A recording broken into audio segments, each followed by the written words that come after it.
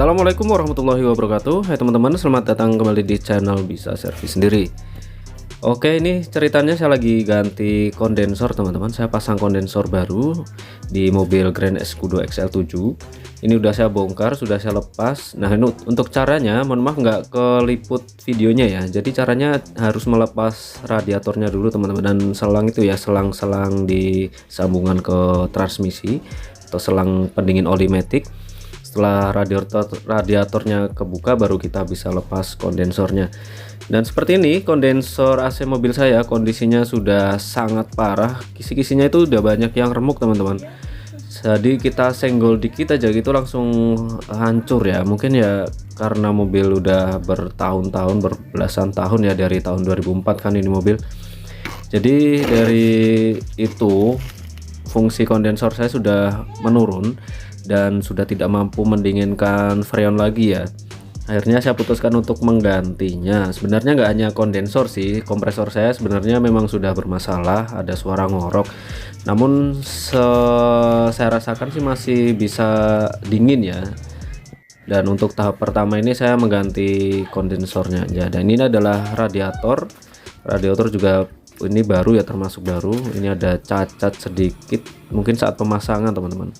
Ini bisa dibenerin sih, kita rapiin aja seperti ini, walaupun bentuknya nanti nggak bakalan maksimal. Oh ya, kembali ke topik tadi, saya ganti kondensor AC itu kan ya alasannya memang karena udah rusak ya.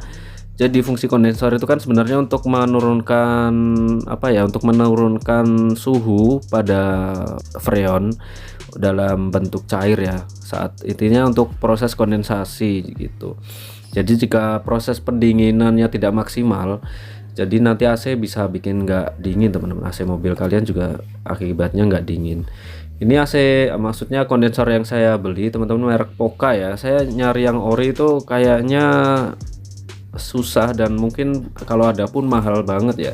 Saya pakai merek Poca, dan ini harus untuk lubang-lubangnya, baut-bautnya sih plug and play ya, untuk kita pasang ke frame dudukannya. Juga untuk lubang ininya ya, lubang untuk sambungan ke selang tekanan tinggi yang menuju kondensor, kemudian selang keluar yang menuju valve ekspansi ya teman-teman. Itu juga sama, posisinya letaknya sama. Yang beda hanya di dudukan kipas ya. Saya mindahin dudukan yang dari kondensor orinya yang lama, saya pindahin ke sini tuh nggak pas teman-teman, tapi bisa kok diakalin, hanya sedikit menggeser aja itu. Oke, seperti ini ya. Untuk kisi-kisinya memang nggak lebih rapat dari yang ori. Kalau yang ori itu kan lebih rapat ya. Ya kita coba dulu. Jadi maaf, video ini mungkin saya nggak sempat nunjukin cara masangnya teman-teman, karena ini mungkin masih tahap observasi.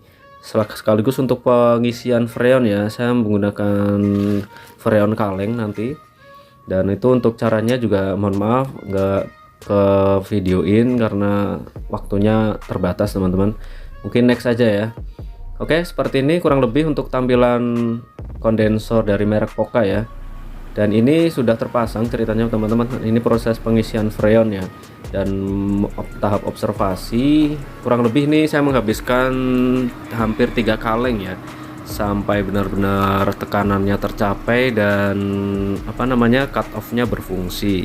Dan setelah saya isi freon dan tekanannya tercapai, ini di selang tekanan rendah juga ada mulai berembun ya, dan teraba sangat dingin. Di kabin pun juga mulai dingin ya, walaupun saya nggak punya termometer untuk mengukurnya. Dan ini teman-teman untuk fungsi cut off kompresornya juga berfungsi ya. Jadi ada secara berkala kompresornya nyala mati, nyala dan mati, yang menandakan bahwa suhu di ruangan mobil atau di kabin itu tercapai dinginnya. Begitu ya. Sebelumnya itu ketika posisi mobil berhenti, cut off-nya itu nggak fungsi teman-teman ya. Mungkin banyak faktor ya sebenarnya, bisa jadi karena kondensornya nggak bisa maksimal dinginin freon, ataupun memang kompresornya yang memang sudah bermasalah. Ini kompresor saya sudah mulai bermasalah sebenarnya teman-teman. Saya pernah ke bengkel AC ya beberapa kali, memang ada suara ngorok. Namun saya perhatikan sih tekanannya masih normal ya, tekanan tinggi itu saat posisi kompresor on di angka 200 ya. dan yang di tekanan rendah ketika nyala di sekitaran 30 PSI ya teman-teman. Seperti itu. Dan next mungkin saya akan bagikan lebih lengkap ya untuk cara mengisi freon dengan standar pemula. Ini sebenarnya juga masih cara amatir ya, saya nggak menggunakan mesin vakum. Ada cara tertentu juga untuk mengisi freonnya, mungkin nanti akan saya bagikan ya. Sebenarnya lebih bagus sih pakai mesin vakum ya. Ya doakan nanti saya bisa punya mesin vakum teman-teman. Oke, seperti ini teman-teman. Untuk dudukannya ini yang bawah sama ya, kan sedikit dirubah sih.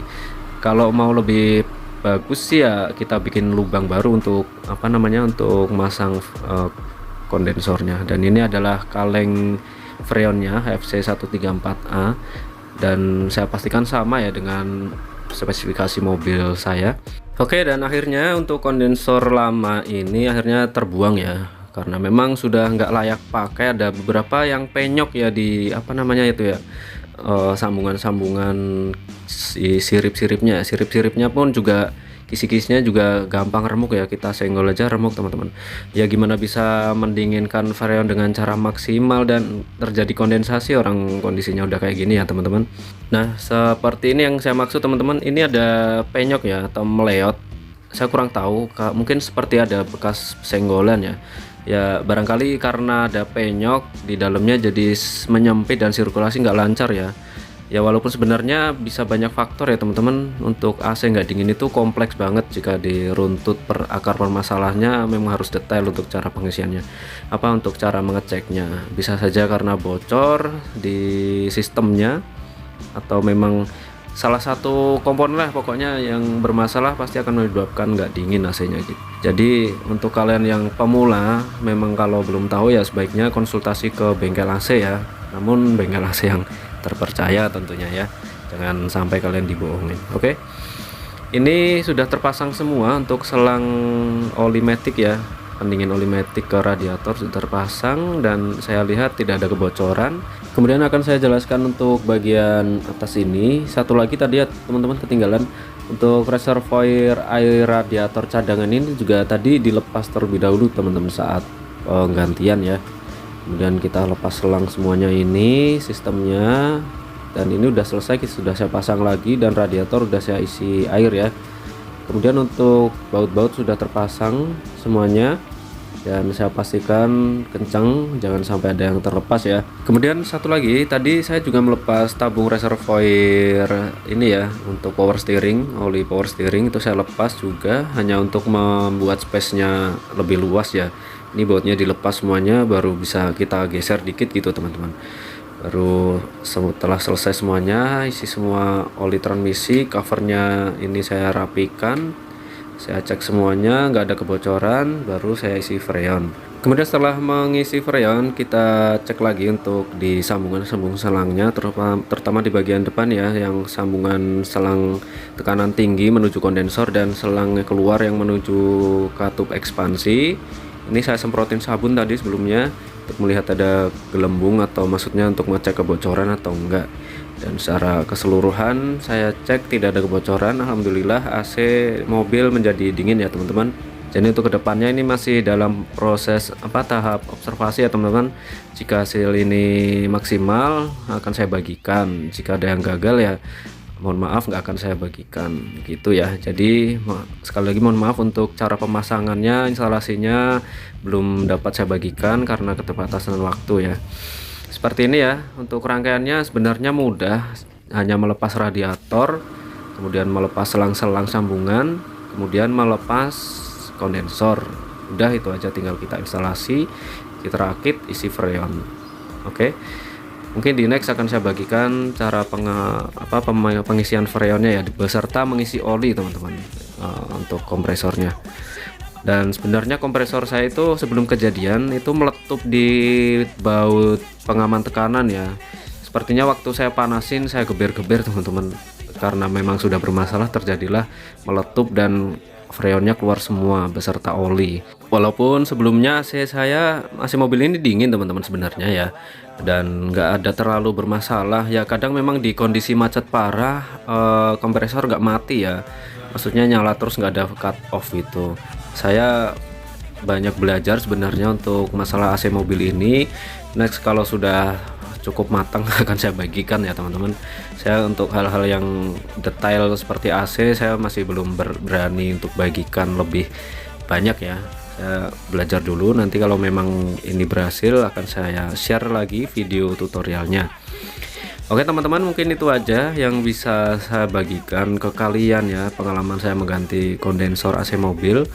Mungkin next akan saya coba perbaiki dulu kompresornya sampai benar-benar fix, baru nanti akan saya bagikan cara pengisian freon ya, dengan cara pemula namun dengan prosedur yang cukup maksimal ya. Oke, terima kasih. Assalamualaikum warahmatullahi wabarakatuh.